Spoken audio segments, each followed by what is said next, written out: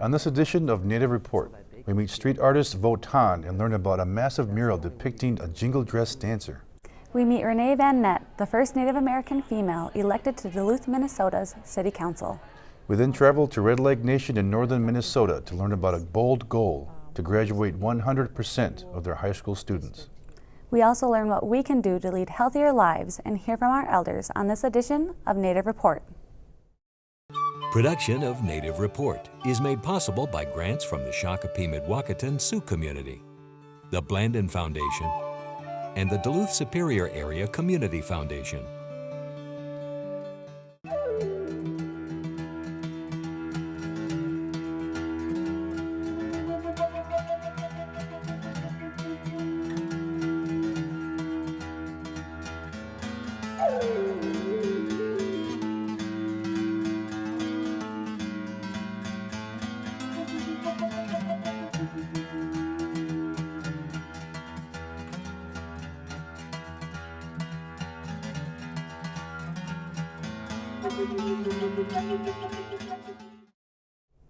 Welcome to Native Report. I'm Ernie Stevens. And I'm Rita Aspinwall. A mural painted on the side of the American Indian Community Housing Organization's building in downtown Duluth, Minnesota represents a water protector and all Native American women in general. It also brings attention to the issues of missing and murdered Indigenous women. The painting is the first piece of public art in the city by and for Indigenous people.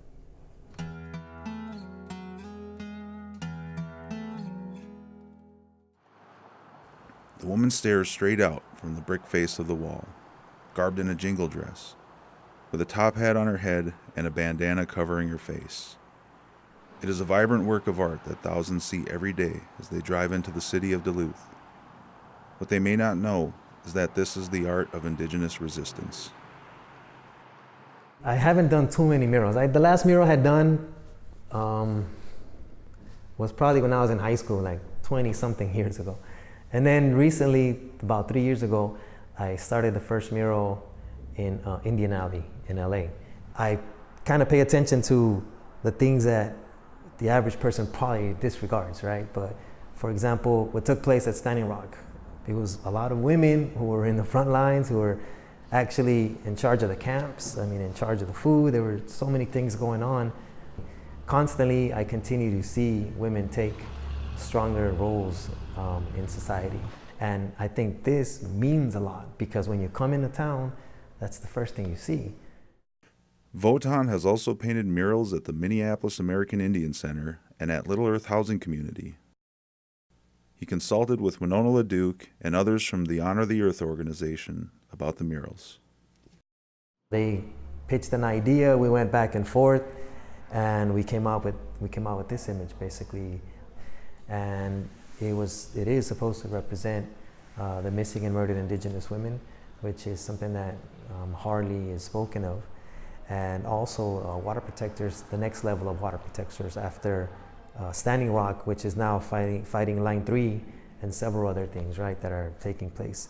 So, and then the jingle dress, also the red jingle dress representative of the women, but also too the bandana. It's funny because people were asking, like, is that gang related, and it has nothing to do with gangs, basically. But the reality is, in many of our communities throughout the whole continent, women have been and are oppressed, right? So in a way, the bandana represents the silencing of women, but also at the same time is the rebelliousness, right, of women to speak out. Things were added to it and it was changing continuously, right? So one of those things was the connection to our Indigenous people down south, which was the Zapatistas, and the bandana, representation of the bandana, and how there's a connection of Indigenous people's struggles throughout the entire continent. So I wanted to connect those two things together. And also too, most importantly, I think the fact that Indigenous people's images are hardly ever seen throughout this continent. And I feel that that has to change, that our children, next generations, have to see themselves in society. That is part of the narrative that is gonna change for Indian country, where we are able to see now ourselves not just in murals, but we can see ourselves on TV, we can see ourselves in ads. A lot of people have said, that image looks so in your face. And it's like, well, sometimes that's what we need to do. The Native community in and around Duluth were also part of the project, from helping paint to providing food to celebrating the unveiling of a powerful portrait of a Native female.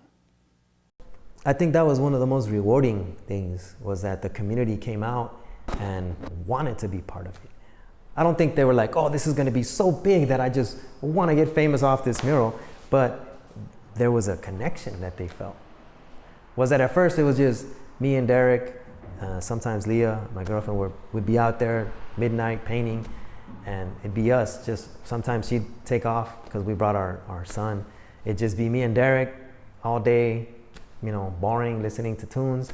But then as we were finishing the mural, people started to come around and hanging out and wanted to be part of it. And they're like, hey, can I paint that? Sure, go ahead, boom. Hey, can I paint that? All right, go ahead. And then it went from 1, 2 people to like 30 people. And then I was like, man, I counted over 50, 60 people who just came and added their touch, right? It was great just the dialogue and to see how connected they felt. Because doing those murals in Little Earth with those kids made me feel connected to them, and they felt connected to the art and connected it to the community as a whole, right? So this was the same experience. So now there's about 60 or 70 people out there that truly feel connected to this mural because they put a stroke in it, right? And I think that's the most important thing. It's satisfying to know that I can give back. I can give back a little bit of hope or a little bit of a perspective of change. And I think this is beautiful that there is a woman on this image. It's in Duluth. I mean, this used to be what they say is Chief Buffalo's territory, right? But there's a woman representing that now. So I see the transition as very powerful and very positive.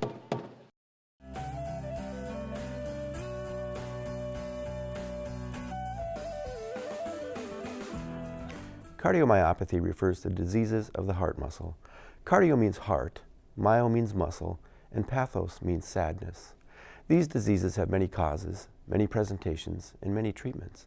In cardiomyopathy, the heart muscle becomes enlarged, thickened, or stiff, and then it doesn't pump as well. In rare cases, the heart muscle is replaced by scar tissue. As the heart becomes weaker, it has a hard time pumping blood through the body and can have a difficult time staying in a normal rhythm. These problems can result in heart failure or abnormal heart rhythms or arrhythmias. As the heart becomes weakened and dilated, heart valve problems can emerge. Cardiomyopathy can be genetic or it can be caused by other factors. Cardiomyopathy that is limited just to the heart is often genetic, and this is called primary cardiomyopathy. If the heart muscle involvement is a part of a generalized systemic disorder, this is known as a secondary cardiomyopathy. Cardiomyopathy may have no signs or symptoms and not need treatment. In some cases, cardiomyopathy develops suddenly with severe symptoms and severe complications can occur. Treatments include lifestyle changes, medicines, surgery, and sometimes implanted devices to correct arrhythmias. The major risk factors for cardiomyopathy are a family history of cardiomyopathy, heart failure, or sudden cardiac death. Some diseases can lead to cardiomyopathy, and these include coronary artery disease, heart attack, or a viral infection that attacks the heart muscle. Severe obesity and diabetes are risks for cardiomyopathy, as are long-term alcoholism and long-term high blood pressure. The signs and symptoms of cardiomyopathy include shortness of breath, especially with exertion, fatigue and swelling in the ankles and feet, legs, abdomen, and the veins in the neck are also signs of cardiomyopathy. Some people can develop dizziness, lightheadedness, fainting during exertion, irregular heartbeats, chest pain, and heart murmurs. Cardiomyopathy needs testing in order to diagnose. This includes a careful history, family history, physical exam, and blood tests. A chest x-ray to see if the heart is enlarged or causing fluid to back up in the lungs is often done. An EKG or electrocardiogram can see if the heart is in a normal rhythm, and it looks at the timing system of the heart. Holter monitors and event monitors are worn to look at the heart rhythm over 24 to 48 hours for a Holter monitor. Event monitors can be worn for longer, and you push a button when you feel symptoms, and the monitor records your heart rhythm during that time. Some monitors sense abnormal heart rhythms and record them automatically. An echocardiogram is an ultrasound that looks at the heart function, and sometimes stress tests are done to see if there are abnormalities when the heart is working hard. An angiogram is a thin tube that goes into an artery and up to the heart, and dye is injected to look at the blood vessels that supply blood to the heart itself. Sometimes biopsies of the heart muscle are done, and sometimes genetic testing is done. There are medicines to help treat cardiomyopathy, but the mainstays of treatment are lifestyle changes, such as a healthy diet and increasing physical activity, losing weight, quitting alcohol and quitting smoking. Getting diabetes and blood pressure and high cholesterol in good control are also keys to treating cardiomyopathy. Reducing stress and getting enough sleep are recommended. Regular clinic visits, following the recommendations given, and taking your medicines as directed are necessary to prevent complications and worsening of the disease. Don't forget to call an elder. They've been waiting for your call. I'm Dr. Rene Van Nett, and this is Health Matters.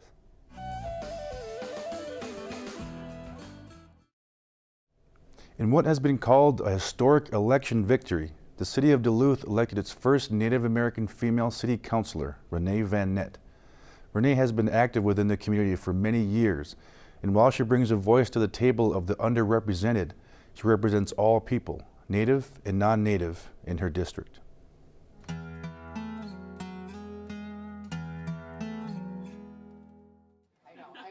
It's common to see a group of people gather on Friday morning for coffee or breakfast at a local diner. But for Rene Van Nett, the city of Duluth's first Native American female elected to the city council, this is an opportunity to meet with other elected officials to talk about common matters.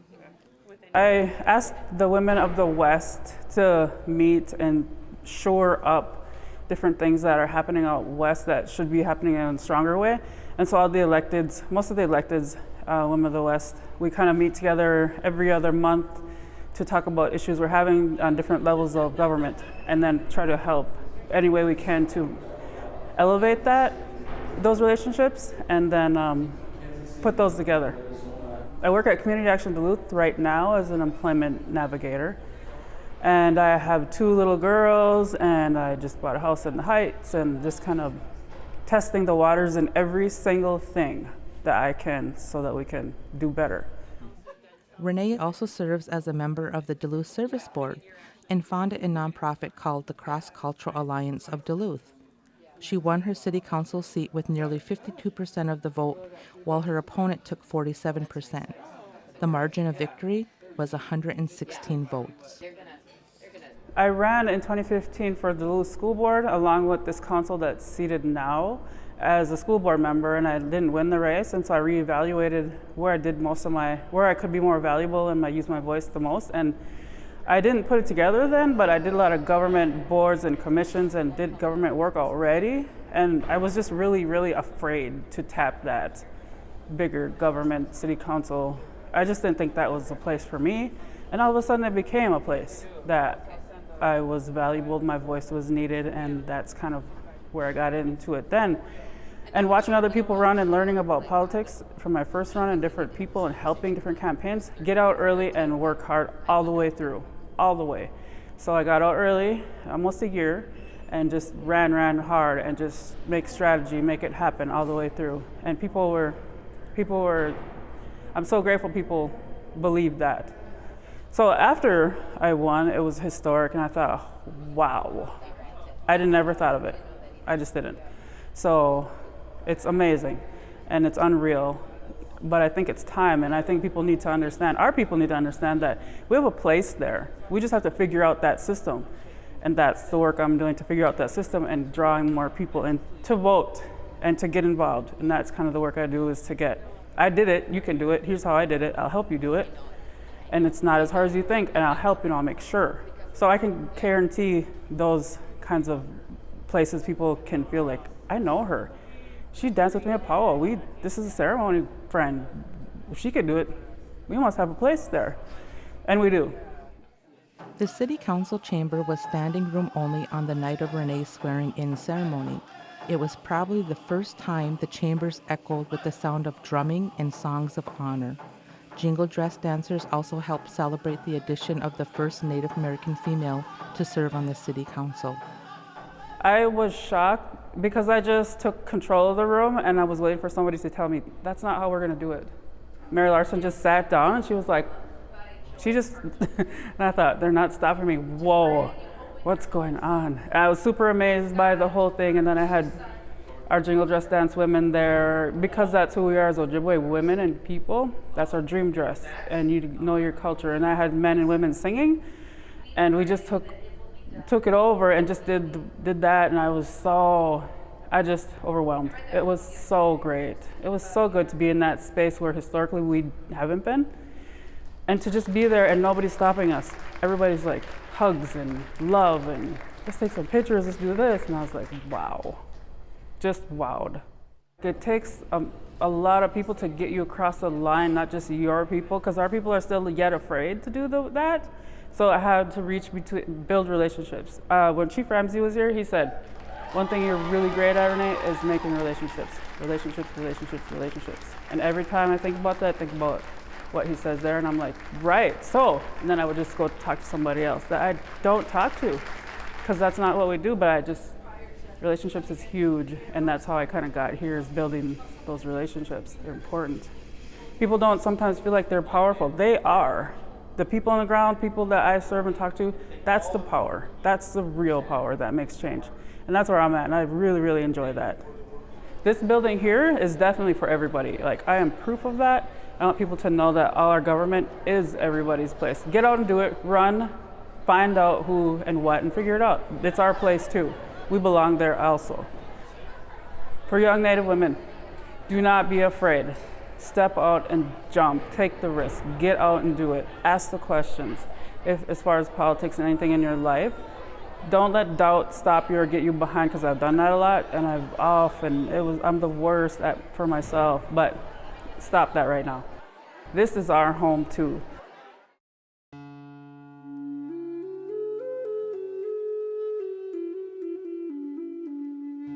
I remember when I was about 2, it was even before I could walk, my mother said, that I started doing art.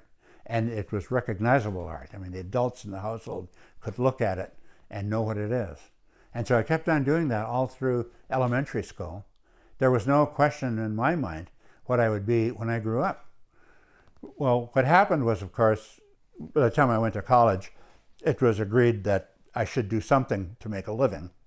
So in this case, it was being a teacher. And then I did my painting at home. And George Morrison once said that he never was able to live completely on his art. And I had always dreamed that I could do that. But it never really happened. I always just slowly starved until I got a real job. And I suppose if I had advice to give to a younger artist, find a good day job that you like, and do your painting on weekends.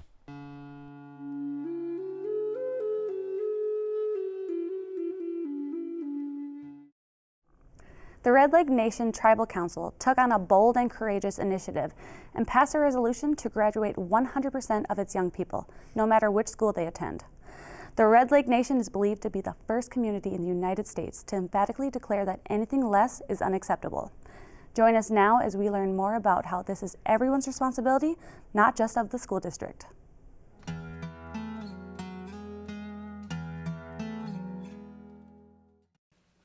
The Minnesota Department of Education reports that the overall high school graduation rate was 83% in 2016-2017.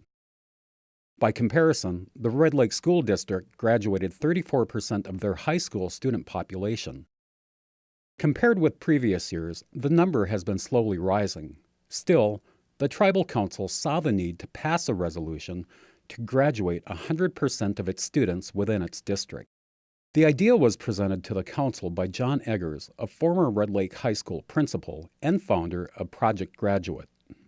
We had a school of about 110 kids, and K through 8, and whenever the kids went on to off the reservation to go to school, and virtually they'd all come back. And so very few graduated from high school. And that was kind of the catalyst for this. I began to ask myself, what more can I do? What more can educators do to help kids graduate? And so that was really the beginning of it. Because the graduation rate for Native Americans is so atrociously low, not only in Minnesota but throughout the United States. And it's particularly low here in Red Lake, based on my experience as a principal. And having this goal for Project Graduate of 100% graduation rate, why not start in Red Lake where it is really needed? And so I went to the Tribal Council and gave them some initial background into what this meant to have a 100% graduation rate, thinking that it's already too late. You know, we should have done this many, many years ago. We still have too many kids leaving school without their diploma. And I think I wanted to start a new paradigm. And so this is why I went to the Tribal Council, the head of the community, and said, well, if you pass a resolution of 100% graduation rate, no less than that, we can't settle for anything less than 100%. And if the community buys into it, then changes will happen. Into it, they passed a resolution, first resolution in the United States of 100% graduation rate in any community. 100% graduation? I think that's a goal that we should go after.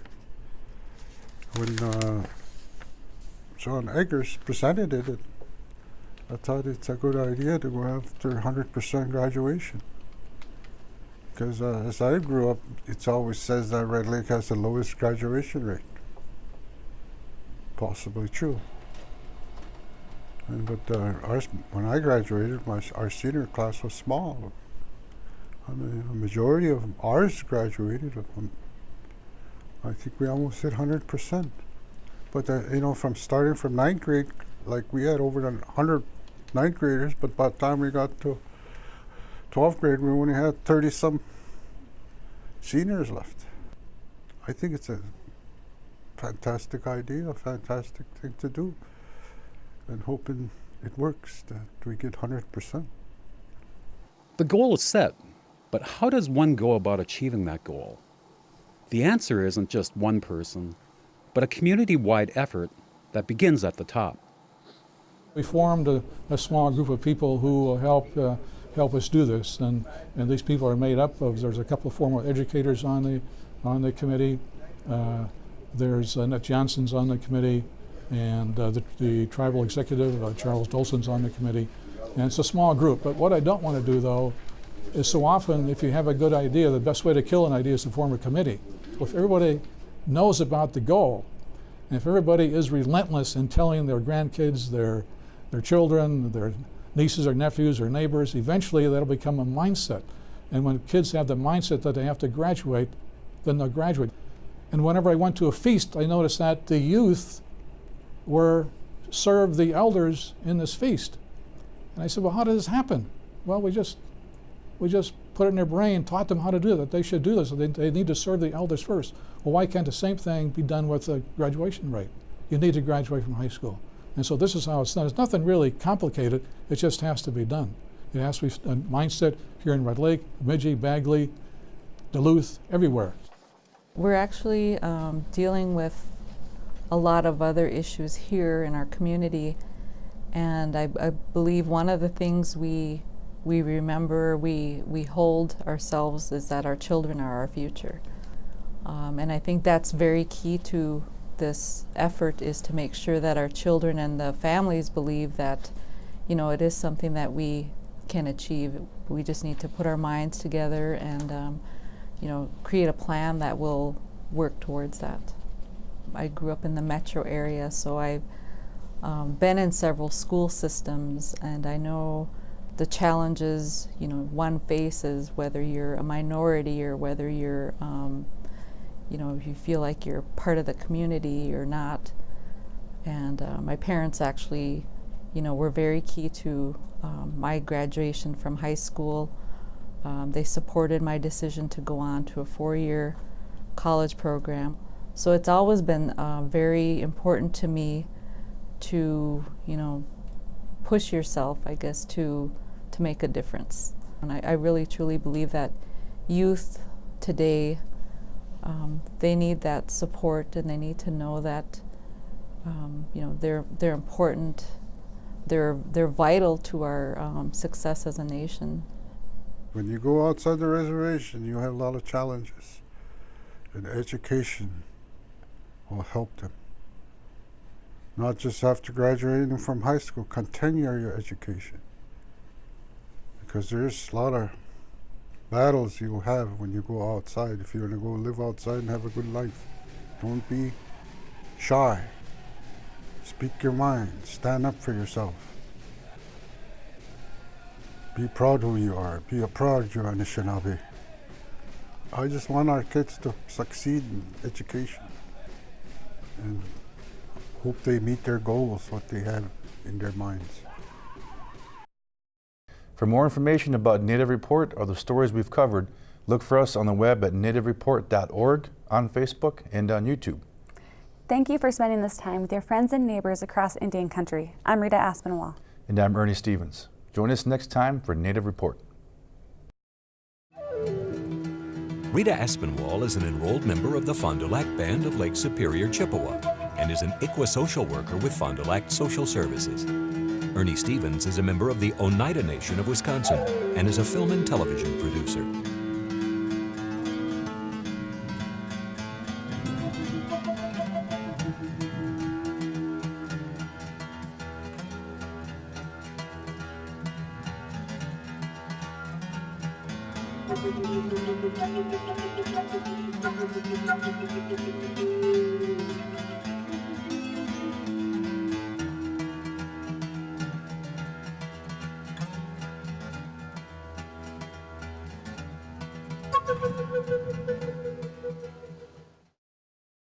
Production of Native Report is made possible by grants from the Shakopee-Mdewakanton Sioux community, the Blandin Foundation, and the Duluth Superior Area Community Foundation.